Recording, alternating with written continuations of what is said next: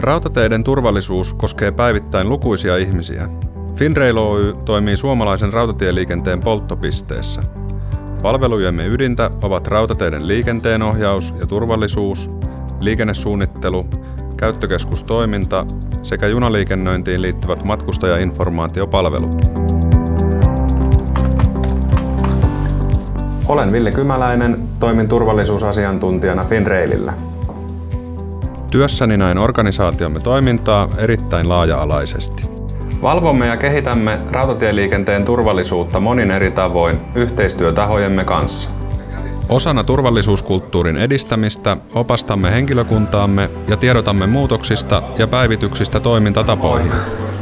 Henkilökunnan ohjaus sisältää koulutuksia ja seminaareja tai työpaikalla ohjausta. Toimintaamme kuuluu työtapojemme objektiivinen tarkastelu ja kehitys. Seuraamme toiminnan laadukkuutta ja tarkoituksenmukaisuutta. Annamme selvityksiä ja esityksiä turvallisuuden parantamiseksi. Toimimme erilaisissa projekteissa asiantuntijoina turvallisuusasioihin liittyen. Toimimme myös Finrailin edustajina hankkeissa, joissa on erilaisia sidosryhmiä organisaatiomme ulkopuolelta. Projektit voivat olla sisäisiä tai ulkoisia yhteistyöhankkeita eri sidosryhmien kanssa.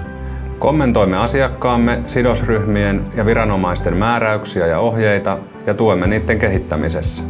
Kaikessa turvallisuusasiantuntijan toiminnassa on loppujen lopuksi kyse turvallisuustason ylläpidosta ja kehittämisestä ja näiden asioiden kommunikoimisesta.